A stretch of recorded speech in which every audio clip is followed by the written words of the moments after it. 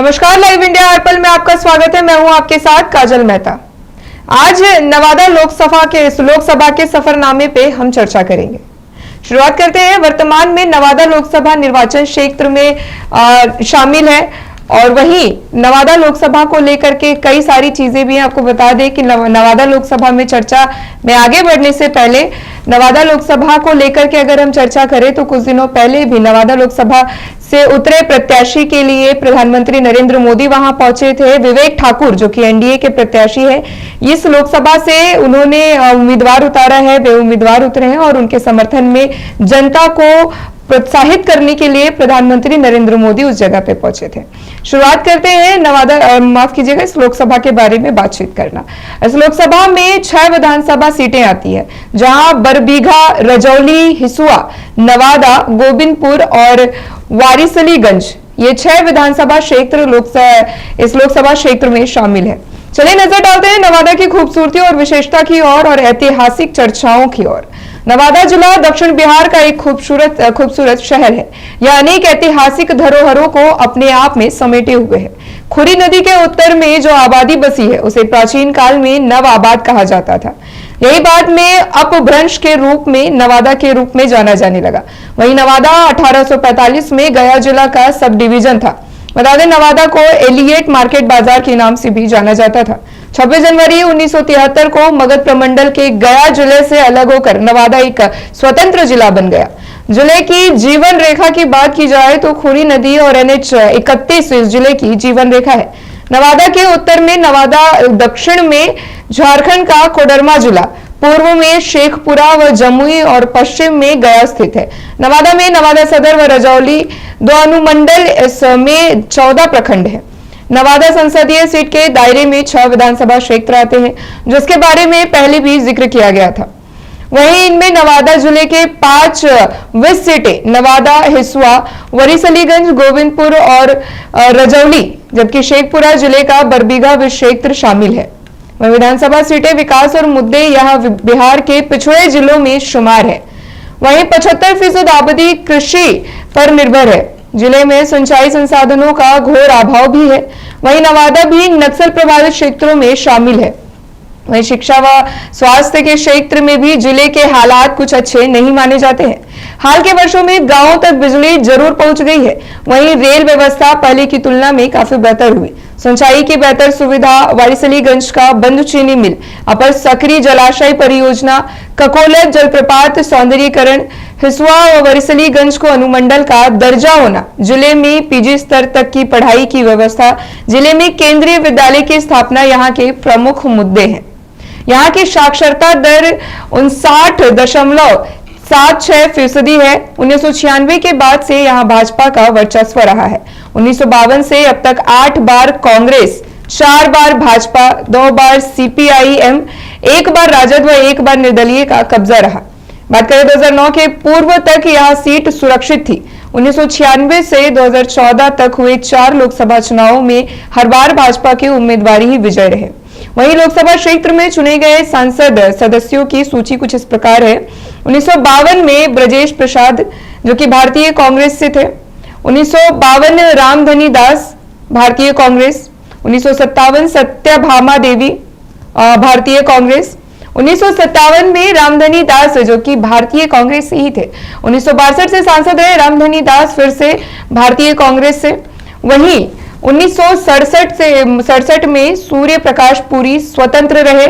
वहीं अगले सांसद 1971 से सुखदेव प्रसाद वर्मा रहे, भारतीय राष्ट्रीय कांग्रेस से। बात करें 1977 की तो 1977 में नथुनी राम भारतीय लोक दल से सांसद रहे। वहीं 1980 की बात करें तो कुंवर राम भारतीय राष्ट्रीय कांग्रेस से सांसद रहे। वहीं 1984 की बात करें तो फिर से कुंवर राम ने जीत हासिल की भारतीय राष्ट्रीय कांग्रेस से। 1989 की बात करें तो प्रेम प्रदीप जो कि भारतीय कम्युनिस्ट पार्टी मार्क्सवादी से सांसद रहे। वहीं 1991 में प्रेमचंद राम रहे जो कि भारतीय कम्युनिस्ट पार्टी से ही हैं। 1996 में कामेश्वर पासवान भारतीय जनता पार्टी से विजय हुए। 1998 में मालती देवी राष्ट्रीय जनता दल से विजयी हुई। 1999 में डॉक्टर संजय पासवान भारतीय जनता पार्टी से विजयी हुए। वहीं 2004 में वीरचंद्र पासवान राष्ट्रीय जनता दल से सांसद रहे। वहीं 2009 की बात करें तो डॉक्टर भोला सिंह भारतीय जनता पार्टी से विजय रहे। 2014 की बात करें तो गिरिराज सिंह भारतीय जनता पार्टी से विजय रहे। 2019 की अगर बात करें तो चंदन सिंह लोक जनशक्ति पार्टी से विजय रहे। वहीं अब लोकसभा चुनाव 2024 की सरगर्मी तेज हो चुकी है और ऐसे में लगातार जो है चर्चाएं बनी हुई है। लोकसभा चुनाव को लेकर के नवादा में एनडीए ने अपने उम्मीदवार की घोषणा कर दी है, विवेक ठाकुर की, और वहीं एनडीए के साथ साथ महागठबंधन ने भी वहां पे घोषणा कर दी है।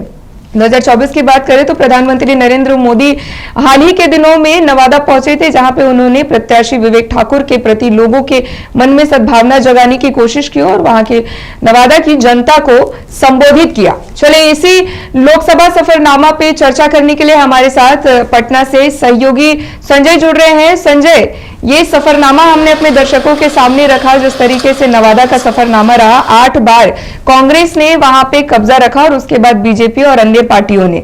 तो ऐसे में इस बार की पहले तो हालात बता दीजिए नवादा के, आप हाल ही के दिनों में नवादा से लौटे हैं, किस तरह के हालात है चुनाव को लेकर के? संजय।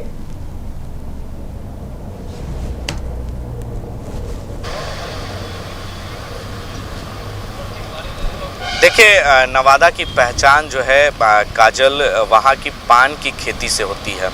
नवादा 26 जनवरी 1973 में ही गया जिला से अलग होकर एक अलग जिला बना था। उस समय मगध का शासनकाल था और मगध के शासनकाल के बाद जो है ये जिला गया से कटकर 26 जनवरी 1973 में जो है नवादा बना। उसके बाद से ही लगातार जो है वो संसदीय क्षेत्र नवादा, और नवादा के अंदर 6 विधानसभा क्षेत्र आते हैं। जैसा आपने बताया कि 6 विधानसभा क्षेत्रों में हिसुआ भी है, और हिसुआ में भी हमारी रिपोर्टिंग लगातार वहाँ जारी थी, हिसुआ विधानसभा क्षेत्र में। और जब हमने वहाँ ज़मीनी हकीकत को जानने की कोशिश की तो ख़ास तौर पर नवादा जो है आधा पहाड़ी इलाका में आता है, और वहाँ पर अभी भी पिछड़ा हुआ इलाका है, जो ग्रामीण इलाके हैं। वहाँ पर ख़ास तौर पर लोग निर्भर जो हैं वो रोज़गार, एक ही मात्र सहारा है, वो है किसानी। तो किसानी वहाँ पर जो समस्या है लोगों के लिए कि पान की खेती है। पान की खेती होती ज़रूर है वहाँ पर, लेकिन वहाँ के पान जो है बनारस से लेकर विदेशों तक जाते हैं। लेकिन किसानों की आज भी मूलभूत समस्या है कि जो किसान को जो सही दाम मिलना चाहिए वो नवादा में नहीं मिल पाता है। किसानों से जब हमारी बातचीत हुई तो उन्होंने अपनी पूरी पीड़ा बताई। सरकार के द्वारा सब्सिडी तो दिया जाता है, लेकिन दूसरी ओर पान की खेती के साथ साथ उन्हें मौसम का भी अभाव झेलना पड़ता है।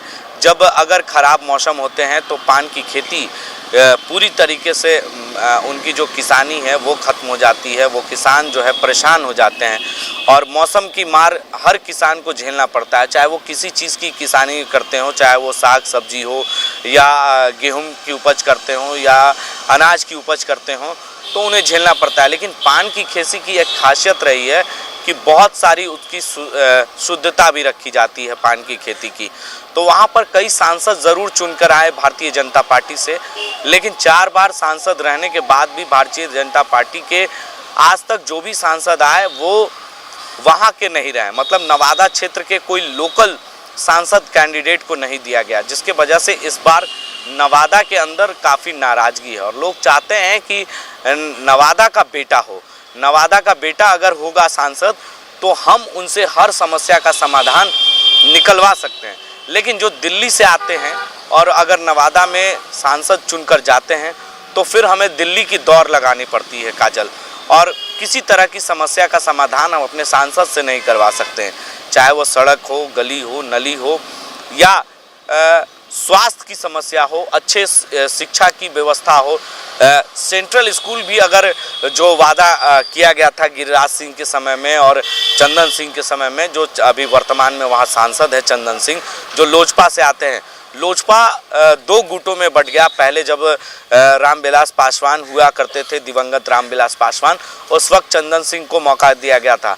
चंदन सिंह वही हैं जो सूरजभान सिंह के छोटे भाई हैं, और उन्हें वहाँ पहली बार सांसद चुनकर भेजा गया था। आज तक वहाँ से सांसद गिरिराज सिंह हुए, भोला सिंह हुए, ये सभी बीजेपी से उम्मीदवार रहे हैं और जीत कर आए। नवादा ने उन्हें मौका तो ज़रूर दिया, नवादा के लोगों ने वहाँ जीत कर उन्हें भेजा दिल्ली के संसद भवन में, लेकिन आज तक नवादा के बारे में किसी ने नहीं सुना। वहाँ सबसे बड़ी समस्या है कि जो किसान हैं उनको आज भी पानी की समस्या बहुत उत्पन्न होती है और किसानों को सबसे ज़्यादा अगर ज़रूरत होती है काजल, तो उन्हें अगर सही जल नहीं मिल पाएगा, पानी नहीं मिल पाएगा किसानों को, तो वो पटवन नहीं कर पाएंगे और कटाई के समय उन्हें काफ़ी नुकसान होता है। तो ऐसे में मौसम का मार जो है उनको झेलना पड़ता है हर साल। तो इसी वजह से किसानों की वहाँ मूलभूत समस्या है और वो चाहते हैं कि हमारे जो बच्चे हैं बाहर जाकर नौकरियां कर रहे हैं, बाहर जाकर पढ़ रहे हैं, वो चाहते हैं कि हमारे घर में पढ़े। अगर अच्छा रोजगार होगा, अच्छी शिक्षा होगी, तो हम नवादा में ही अपनी शिक्षा व्यवस्था चुस्त दुरुस्त कर सकते हैं। सेंट्रल स्कूल खोलने की बात कही गई थी, लेकिन सेंट्रल स्कूल को कहीं और दूसरे जिला में शिफ्ट किया गया। बगल में ही सटे नालंदा जिला है, जहां नीतीश कुमार का गृह जिला कहा जाता है। बिहार के मुख्यमंत्री नीतीश कुमार वहीं से आते हैं, लेकिन नालंदा जिला में इतना डेवलपमेंट हुआ, वहां पर इतना विकास हुआ है, हर चीज़ IT कॉलेज खोले गए हैं, कई सारे उद्योग लगाए गए हैं, कई सारी व्यवस्थाएं की गई है। क्योंकि नालंदा और नवादा की दूरी ज़्यादा दूरी की नहीं है, करीबन 50 से 60 किलोमीटर की दूरी आसपास आती है और ठीक उसी सटे हुए ज़िले की विकास की वहाँ बह रही है गंगा।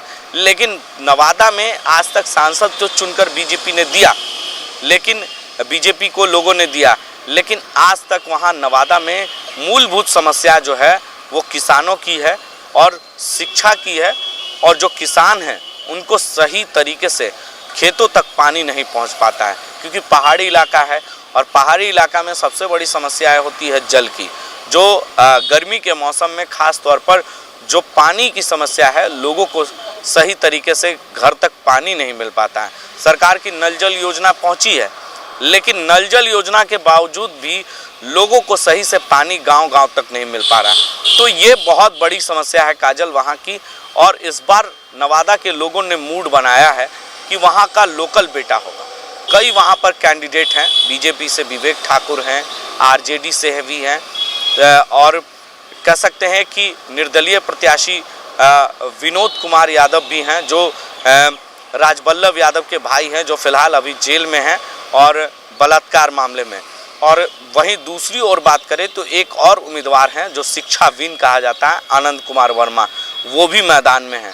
तो कांटे की टक्कर है। और सबसे बड़ी जातियों का बात करें तो जातियों की संख्या जो है वो भूमियारों की है और यादवों की संख्या है। बाकी जो जात हैं वो छुटपुट जातियों के लोग हैं, चाहे वो अनुसूचित जनजाति के लोग हों, अलग अलग जातियों के लोग हैं, मुसलमानों की भी संख्या वहाँ पर है, लेकिन सबसे ज़्यादा अधिक संख्या भूमियार की है। इसीलिए ज़्यादातर वहाँ से भूमियार जो है उम्मीदवार जीत कर आते हैं। चाहे चंदन सिंह भी भूमियार जाति से आते हैं, गिरिराज सिंह भी भूमियार जाति से आते हैं, भोला सिंह भी उसी जाति से आते हैं। तो ऐसे में आज तक भूमियारों को वहाँ से उम्मीदवार बनाकर जीत कर भाजपा के उम्मीदवार बने, जीत कर भी आए और सांसद चुनकर भी भेजा गया। लेकिन कहीं ना कहीं मूलभूत समस्या जो है काजल, वो आज तक वहाँ की दूर नहीं हो पाई है। लोग इसीलिए इस बार लोगों ने मन बनाया है कि भाजपा को नहीं देकर वो अपने घर का बेटा को उम्मीदवार बनाना चाहते हैं। वहाँ से भोजपुरी के जाने माने कलाकार हैं, कह सकते हैं कि वो भी मैदान में हैं, और गुंजन सिंह। तो इस बार कई उम्मीदवार मैदान में हैं और कांटे की टक्कर है विवेक ठाकुर से, क्योंकि बीजेपी और RJD के बीच ही कांटे की टक्कर है। और अभी प्रधानमंत्री नरेंद्र मोदी भी नवादा आए थे और उन्होंने कहा था कि पिछले जब चुनाव हुए थे 2014 में, तो वहाँ पर चीनी मिल में उन्होंने कहा था कि इसी चीनी मिल का हम चाय पीकर जाएंगे, चीनी मिल शुरू हो जाएगा। ना तो आज तक चीनी मिल शुरू हुआ और ना ही प्रधानमंत्री आए तो वहाँ पर चाय पिए। जी काजल, पूरा सफरनामा दर्शकों के सामने रखा और यहाँ पे शिक्षा, उच्च शिक्षा की बात करें, स्वास्थ्य व्यवस्था की बात करें, तो वहाँ की जनता जो है शुरू से ही वहाँ पे इन सारी चीजों की मांग करती आई है। तो ऐसे में हमने NDA की बातों को सुन लिया है। NDA को लेकर के जनता का क्या मूड है? अगर मैं बात करूं महागठबंधन को लेकर के जनता का क्या मूड होगा, संजय?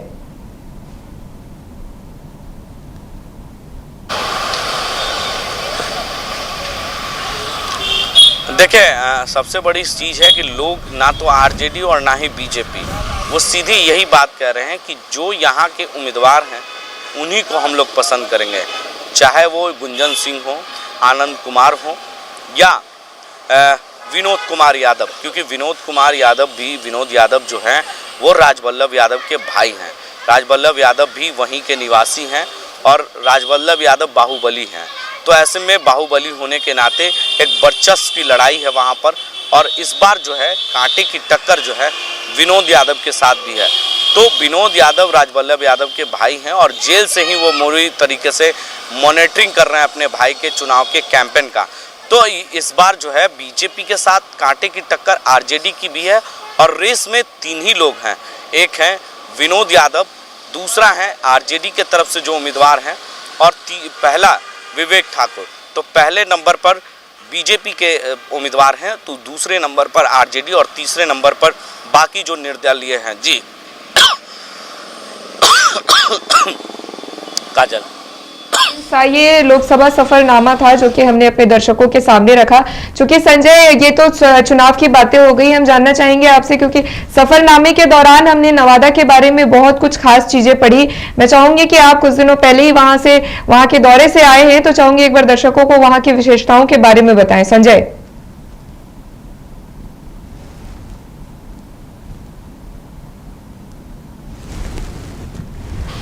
देखिए नवादा के लोग चाहते हैं काजल कि यहाँ के उम्मीदवार होंगे तो हम आसानी से अपना काम करवा सकते हैं। शिक्षा के क्षेत्र में हो या स्वास्थ्य के क्षेत्र में हो, लोग सांसद से क्या अपेक्षा पाल सकते हैं?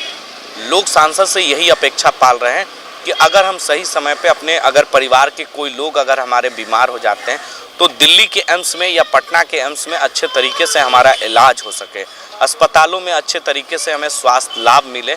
और ये चाहते हैं इसलिए क्योंकि जो लोग दिल्ली में रहते हैं तो उनसे मिलना बेहद मुश्किल होता है। तो वो चाहते हैं कि अगर हमारे जो सांसद यहाँ के होंगे अगर वो जीत कर आएंगे तो अपने घर ज़रूर आएंगे। तो घर के लोग जो है चाहते हैं कि घर के लोग होंगे तो हम आसानी से कभी भी उनका हाथ पकड़ के अपना काम कर सकते हैं, करवा सकते हैं और हमारे घर आ सकते हैं किसी भी कार्यक्रम में।